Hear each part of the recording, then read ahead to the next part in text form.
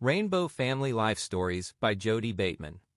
Interviews with Rainbow Family of Living Light folks conducted between 1977 and 2008. Scanned in 2018. Jodey Bateman may be contacted on Facebook. 05.H.Feather2, Herstory. Feather. I was born in 1947 in Baltimore. I have two older brothers. My dad is an engineer. He builds bridges and dams. Now he even builds nuclear power plants. Both my parents were college graduates. My mother worked as a secretary before she got married. I think I had a very happy childhood. We went to church, but we didn't discuss spiritual things in the family. But there was a very strong emphasis on right moral behavior, not stealing, and being honest and truthful, and do unto others as you would have them do unto you. My parents also valued education very highly. I made pretty good grades, and my brothers made real good grades, and went to a special polytechnic high school. I've always been very interested in art since I was very small. My parents encouraged me and sent me to art school on Saturdays. When I was in high school, I had visions of going to France and studying art in college as an exchange student. Spiro Agnew was the president of our PTA. I knew his daughter. She stole my boyfriend in the 9th grade. My parents are both staunch Republicans. My father was PTA president the year after Agnew was. When I was 13 or 14, I rejected the teachings of my parents' church. They were Episcopalians. I made C+ on my confirmation exam, and I didn't want to be a C+ Christian. I was pretty much of an atheist. My junior year in high school, I met Mike. He was a singer in a rock and roll band. On our first date, we went to a band job. The Beatles were just beginning to be popular. At the end of the school year, I got pregnant. I tried taking 10 aspirin, drinking a bottle of club soda, and soaking in a bath as hot as I could stand it. Somebody told me that would make me miscarry. I'm glad I didn't. I was afraid to tell my parents, so Mike and I borrowed his friend's sister's car and borrowed money and clothes from friends of ours. We ended up in South Miami Beach in the Puerto Rican ghetto. We were staying in a $12 a week motel with prostitutes. I saw my first lesbian, who was making eyes at me. I asked Mike, "What's the matter with that man?" "That's not a man, keep walking." We tried to get jobs, but the only job experience I had was lettering tombstones. And Mike didn't even have his driver's license. We tried to get married, but we weren't able to because we didn't have enough money to go to a doctor and get verification that I was pregnant. Otherwise, we were too young to get married. So finally, we called up our friends in Baltimore that we'd borrowed the car from, and they said that our parents were going crazy looking for us. So we called them up and they flew down to bring us some clothes and see how we were doing. We made a mistake. We went back to Baltimore with my parents, where they immediately found out we weren't married. They knew I was pregnant, but they were dead set against us getting married. They made me go home with them, but they let Mike and I see each other. They wanted me to go to a home for unwed mothers. But when we got to the Florence Crittenden Home for Unwed Mothers in Washington, D.C., I freaked out. It was just a stone prison with barred windows and sad pregnant girls walking up and down the hall. Oh God, it was awful. There was the old stepmother in charge. You could only see your parents at certain hours and never see the father of the child. The child would be put up for adoption. I decided against it. I cried all the way home for an hour and a half. So Mike's mother, when she was drunk, said we could live at her place. So after many family discussions involving all my relatives, which went on for a month, Mike had to have a serious talk with my brothers and my uncles. But we finally got married. For our honeymoon, I borrowed a friend's ID cards, and we went to a motel in Washington, D.C. for 5 days. We went to nightclubs and got drunk every night and stayed in bed all day, and wouldn't let the maid in to change the sheets. We stayed together for a year and a half. On March 3, 1965, our daughter was born and we named her Tracy. Tracy was a beautiful baby, a double Pisces and Aries. The hospital was like prison. They wouldn't let Mike see me at all. But that's a whole book in itself. Mike started spending more and more time out late at night at bars, and eventually had a girlfriend. We tried to get back together, but it just didn't work, so we separated. I started working as a commercial artist for Bendix. The divorce took 1.5 years. The whole scene at Bendix was I was the only woman in the art department. Most of them were middle-aged men, bored and dissatisfied. Here I was, disillusioned with the whole thing, wanting more of a father figure, but I ended up at 18 going out with bald-headed men of 45. They wanted a mistress figure. After 1 year of that, I decided it was a very unhealthful environment. I had finished my high school diploma at night school, so I went to college. In order to afford to go to college, my parents offered to give me the downstairs of their house to live in with Tracy, my daughter, and they would put me through college. I started college, majoring in art, and had only been going for 4 months when I was offered my first joint. At that point, my life really began to change, and a whole new awareness opened up. Soon after that, I did my first LSD. I had a whole spiritual awakening. I could not separate myself from the universe. I believed in God after that. It started me on a spiritual path, and I wanted to get close to nature, move out in the country. I finished my degree in art education. I really enjoyed my experiences with my friends in the art department and most of the teachers. In late August 1969, Ishi, my best girlfriend, and I told our parents we were going camping in Pennsylvania and headed for California with my daughter. My daughter was about 4 then. From that point on, we've been sisters. It was incredible to see the Rocky Mountains and the blue sky. I'd never seen a blue sky before because of the smog. We wound up in San Francisco at the Fillmore at a Grateful Dead concert stoned on brown mescaline. If it hadn't been for my daughter Tracy, we would never have found the car again. We got back to Baltimore right before I was to start my first teaching job. When I was student teaching, my teacher gave me a very bad letter of recommendation and said that I would rather sit down and rap with my students about Woodstock than teach. I almost went to Woodstock, but I was working that weekend and didn't go. I taught in the ghetto in Baltimore in a special ed school. But I couldn't go along with the establishment way of trying to coerce the kids into being, quote, middle class. So I finished out that year, and my girlfriend and I headed west, this time never to come back to Baltimore to live. While camping in the Rocky Mountains, we met a black brother named Pumbaa, who told us about a commune in California called Wheeler's Ranch. He was called Bullshit Willem then. But he was so stoned it was hard to understand him on directions of how to get there. But eventually we wound up at Wheeler's Ranch in Sonoma County. My girlfriend thought that Wheeler's was too radical and rowdy for her, so she left and went to Hawaii. I stayed at Wheeler's and lived down on the knoll. All kinds of people lived at Wheeler's, from Buddhist monks to brown ricers and organic mechanics, and all kinds of outlaws, crazies, all children of God. The houses on the land went from beautiful frames and domes and cabins to Christine's little tent of black plastic. It was a really high experience. I learned how to cook on a wood stove, survive on brown rice and wild plantain. I learned how to truly love all my brothers and sisters and to share and care as a family. Everyone was free to be whoever they wanted to be. And we learned what goes around comes around. A really fine drug was brought to the land by the Hells Angels called Mellow Jello. It was an organic extract of sassafras. It was so high and pure that we all did it together, even the kids and dogs. My daughter did some. I lived at Wheeler's with a man named Dirty Dan. It was a nasty relationship, but it was valuable, for him as well as me.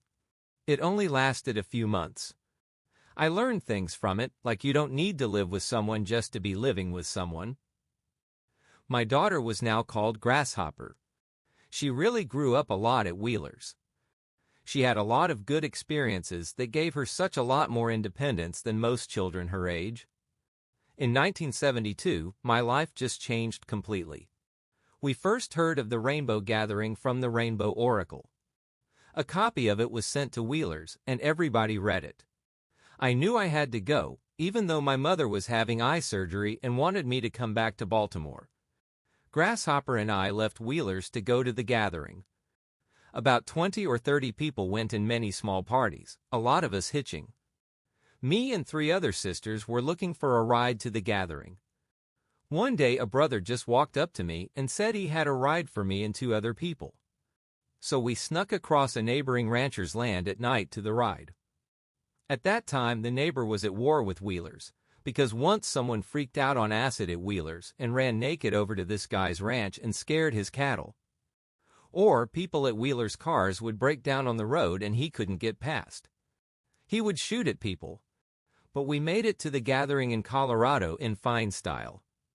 When we got to the gathering parking lot, there were about 2,000 people there. There were teepees and drums. When we went to the first council in the parking lot, Barry Plunker was speaking, and even though the roadblocks were up, the spirit was very strong. We were all going to make it to the mountains. We tried a couple of times to ride in caravans as far as the river, and then hike up the river, but we were returned back by state troopers with rifles pointed at our chests. Finally, we tried one more time. It was 3:30 in the morning, a group of about 60 of us with Garrick in front with maps and compass. We snuck right through the middle of town, and in the middle of Main Street, my sandals broke and my pack broke. But we all made it to the railroad tracks, and from that point on, I hiked barefoot. We ran silently along the tracks. I said a prayer that my feet be protected as we ran. We reached the boundary of the national forest at dawn. Garrick had the map and sort of knew where he was going. He was in a hurry because of a court case involving the family in Denver that day. Garrick left us in the dust. We split up in many groups wandering up this hill and down that stream. I was amazed that my daughter could keep up as well as she did, and in fact had more energy than most grown people. One brother we were lost with for a while had nothing with him but his saxophone, which he had great fun echoing off the canyon walls. At one point we were going through marshlands deeper than our knees with huge swarms of mosquitoes. We had to hide under bushes when we heard airplanes and try not to be out in the open too much. After about 15 hours, by some miracle, we made it to the gathering site. The first person I saw who was greeting people at the bottom of the trail was a sister I lived with at Wheeler's. There were other brothers and sisters greeting us at the trail, welcoming us and carrying our packs to the main camp. It was late afternoon when we got to the Rainbow Kitchen, where we were fed pancakes and slept for a couple of hours right by the kitchen. I saw Sunny for the first time at that kitchen and fell in love with her before we'd even met. I'd never experienced anything like this gathering. The vibes were so clear and high, it was like being on acid all the time, except much better. I could actually see people's auras that I met walking down the trail. I camped at a different place each night for a couple of nights, and then found the Wheelers' encampment near Harmony Kitchen. One day I was cooking pancakes at Love Kitchen, and there was a council going on next to the kitchen. There were TV folks from Denver there televising it, and we just kept cooking as long as anyone was hungry. And somebody came up and handed me a hit of orange sunshine. I didn't even think about it and just popped it in my mouth and kept on cooking. After a while, I started coming onto the acid, and I couldn't keep it together to cook anymore. So I turned my spatula over to somebody else and wandered off down the trail. At that point, I actually felt brought down by the acid because I wanted to be in the kitchen helping and couldn't think of anything else I would rather do. But then I met a brother on the trail whom I hadn't seen for several months. We hugged in greeting, and pretty soon someone else came along and joined our hug, and then it seemed like just about everybody who walked down the trail came along and hugged with us. Pretty soon, I was in the middle of a hug ball with about 20 or 30 people. That hug ball lasted for about 3 hours. At least we were chanting and oming and singing. People would come and go. When it finally broke up, we had to come back into the middle again and hug about 3 or 4 times. On the night of July 3rd, many of us began a pilgrimage for 8 miles from campsite to Table Mountain. We walked all the way to the foot of Table Mountain that night, some people carrying candles. My daughter had decided to stay at the camp at Strawberry Lake. At sunrise, I walked to the top of Table Mountain where I sat and prayed silently and ate 3 peyote buttons. By mid-morning, it seemed like there were a couple of thousand people on top of the mountain. All of us sat in silent meditation together, each of us praying from our hearts in our own ways, praying for peace, for worldwide brotherhood and sisterhood, giving thanks to our Heavenly Father and to honor our Earth Mother. Later that afternoon, everyone prayed in whatever way they felt. Some folks were Sufi dancing, some were dancing and singing peyote chants. There was a Tibetan holy man. He had a banner that said love on one side and peace on the other.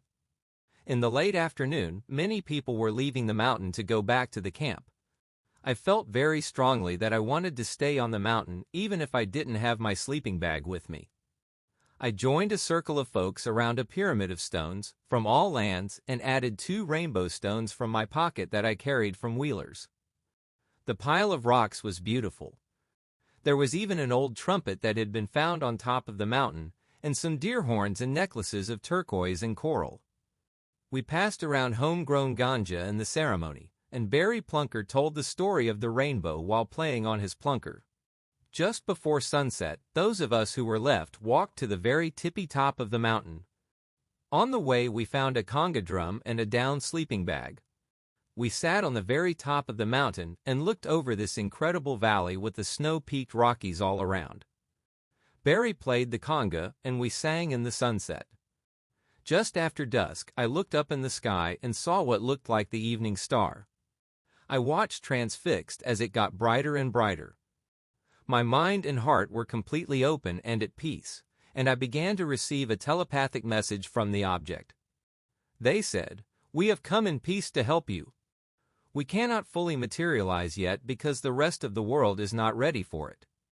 We have been watching you, and what you have done has raised the planetary vibration of the entire world. It is very important for you to continue your work, and when the time is right, we will come back." And then this incredible luminous light that had been communicating with me seemed to vaporize. When I looked at my friends, I realized I was the only one who had seen this. So I didn't tell them what I had just experienced. That night, Barry and I stayed up on the mountain and shared the same sleeping bag. The next day, Barry went back to the parking lot, and I went back to the camp at Strawberry Lake. The next day, I noticed a really beautiful brother who got up and spoke concerning the cleanup plans. Later that afternoon at Harmony Kitchen, I noticed that same brother serving beans. As he was dishing me up some beans, our eyes met and I said, "You're beautiful," and he answered, "It's just a reflection." Later that night, that same brother just walked up to our campfire and started playing the guitar.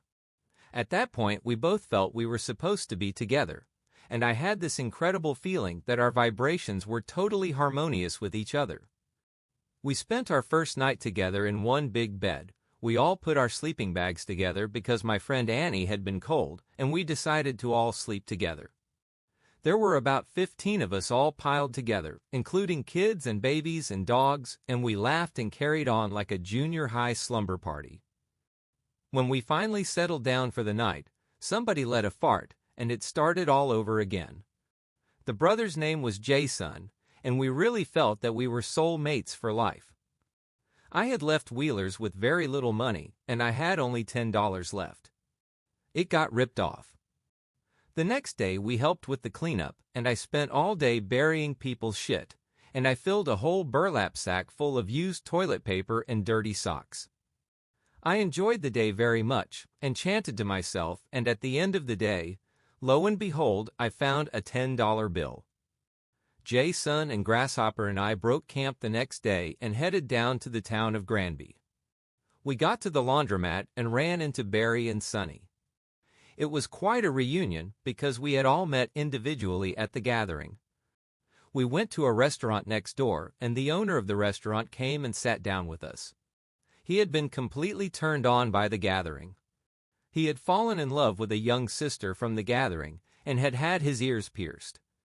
He said he was really in love for the first time, and there were brothers and sisters from the gathering washing dishes and waiting tables. Barry sang the story of the grasshopper and the ant on the plunker in honor of my daughter Grasshopper. Somebody hollered from the bar that an hour special on The Gathering was coming on TV, so we all went in the bar and watched it. When we finally headed out on the road toward Denver, we all knew that we would meet again soon. It was illegal to hitchhike in Colorado at that time, but one of the state troopers had gotten up at council at The Gathering and explained exactly how we could hitchhike without getting busted by walking 12 feet from the highway with a sign on our back. We stopped in Denver at a friend's, who used to live at Wheeler's, and we all took baths. The last ride we got out of Colorado was with an off-duty state trooper. He took us right to the state line, averaging about 95 miles an hour. He was really nice and warned us to look out for the sheriff of Raton, New Mexico. When we reached Cuba, New Mexico, there were JaySun's friends that he had been living with, Ron and Sasha, so we had a ride out to JaySun's campsite. We lived on the land of a really fine brother who was an incredible horseman and cowboy. Our camp was about a mile from his house among some beautiful huge boulders. We built a horse corral among the rocks and trained 2 wild mustangs. We named our horse Weshai, which means red girl in Sioux. The first time we rode her, we split a hit of acid. Each of us took turns riding her bareback with just a halter. She was very gentle. Later that evening, I rode her to water and she saw her herd of wild horses coming down to water and took off like a bat out of hell, and I made a 1-point landing on a rock. We stayed there for about a month. It was a really wonderful experience, sleeping next to our horse, running around naked in thunder showers, taking a bath where the water ran off a rock. Then I decided to hitch back to Wheeler's to check up on my garden and my family there. So Grasshopper and I had really great rides and a fine adventure, meeting many people on the road who had been to The Gathering. My dope garden at Wheeler's was fine. It hadn't been eaten by deer or ripped off by anyone. I harvested the dope. That was a good harvest for sure. I stayed at Wheeler's about 3 weeks. While I was there, I went on a week fast, taking nothing but water. I felt very high and light and had a lot of energy while I was fasting. Then Grasshopper flew to Baltimore to visit my parents, and I hitched back to New Mexico.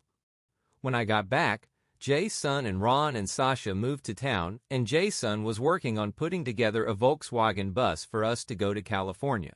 So I worked at a local truck stop as a waitress, and JaySun worked on the bus at a local freak garage called the B1.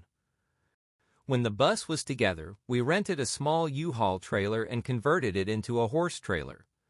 So we headed for Wheeler's with Washawi, our horse, in back. One night out in the desert, we slept near the bus and woke up to find our horse sleeping right next to us with her head on the pillow. When we got to Wheeler's, we had to walk in through the neighboring land, which was owned by a group of musicians. We couldn't go in through the main road because our access had been cut off by the neighboring ranchers. It was almost sunset, but I was really anxious to get to our house, which was a 2.5-mile hike down a real steep canyon and up a real steep canyon on deer trails. I was riding the mare and JaySun was walking, carrying our stuff and the guitar. It was getting dark and just starting to sprinkle, and the trail was getting slippery. By the time we got to the creek, JaySun was acting really uptight and strange, like I'd never seen him before. We were going through thick brush country, and JaySun was flashing back on Vietnam. Our mare was getting more and more freaked out. She was slipping and sliding in the mud. We got about 2/3 of the way up the canyon, up a very steep, dangerous trail, and finally we couldn't get the horse to budge another inch. We were only about 100 yards from my house at Wheeler's, so we decided to tie our mare to a nearby bush and go ahead up to the house to drop our packs and come back and get her. As soon as we got our stuff to the house, we headed back for the horse. When we were about halfway to our horse, I think she heard our voices and started prancing around. Clyde, our dog, started barking and ran down the trail ahead of us. We scrambled down the trail as fast as we could in the dark and the rain. When we got to the place where she had been standing, all we found was a taut rope, which JaySun cut immediately and her body slumped to the ground. A broken neck. It took 3 days to bury her. We had to dig a hole in solid rocks with picks. We stayed at Wheeler's for a few months. It felt different from before. It didn't feel together. Some childhood friends of mine came from the East Coast. They had some mellow jello I had sent them the year before, and they didn't want to take it, and they gave it to JaySun and I, and we took it and reached a new level of truth and love. Before that, we hadn't been able to communicate about sexuality. We had been embarrassed, but after this we didn't have inhibitions. We headed up the coast from Wheeler's and ended up staying in Point Arena for a couple of months with Grasshopper. I had a miscarriage and had to go to the hospital. We stayed on a commune there and helped build a geodesic dome and helped work in their candle factory. We went with a group of folks from Point Arena to Fort Bragg, California, for a Cat Mother and the Newsboys concert. Everybody danced. It was real fun. We met Rob Roy and Barry and Reggie and Lika Fawn there. We went over to where they were staying after the dances, and there was Sunny too. We decided to move up near Albion and stay in the palace with the family. We had a big Thanksgiving 72 feast that lasted 3 days and nights with bear stew and 4 turkeys and red snapper and ham and music and dancing. We had a really high peyote meeting after Thanksgiving. Sunny saw a hawk hovering behind and above JaySun's head. Right in the middle of the meeting, we bundled up in a car with conga drums and went to the Albion Community Center and did the first showing of a movie from the 1972 gathering that Mark White Buffalo shot. Everybody loved it. We showed it 2 times and sang and chanted. After that, we went down to Mill Valley and made a soundtrack for the Gathering movie. We stayed in this incredibly big mansion on a hill. The night before the sound session, Barry brought over an incredible Puerto Rican musician named Ricky that he had met. He played the standing harp and the guitar like an angel. I could really feel that he was a true vessel of God's love through his music. There were about 30 of us in the house who had come from all over. In order to feed everybody, we made trash runs to the dumpsters. We all went to Haight-Ashbury to a recording studio. A lot of us had done acid and everybody had an instrument. Sunny and I went out in an alley and got some bottles so we could blow on them. The music was really incredible, and it felt to me like the studio was levitating, spiraling about 2 miles above San Francisco. Some of us were reciting verses for the soundtrack, reciting poems and prayers. Mark had a whole script laid out like JaySun, and I did the spoken part, a scene called Ye Old Hilltop Shitter. There was this couple on the shitter, the boy at one end and the girl at the other, and she says, "Oh honey, would you bring the paper over here?" And he hops on over with his pants still down. But when we were playing the music and really got into this incredible free-flowing jam, Mark White Buffalo freaked out because it didn't have enough room for the script. Mark tried to get us to stop. Barry got mad and split. The soundtrack got made and Mark showed the movie around. We went back to the palace at Albion. We only stayed a little while longer. Barry and Sunny went back to Montana. It was raining a lot, and JaySun was homesick for New Mexico, so we decided to go back. We got back in the middle of winter. We had no boots, no mittens, bald tires, no chains. But we ended up finding a ranch to live on, way out in the boondocks about 15 miles from Lindrith, New Mexico, on a dirt road.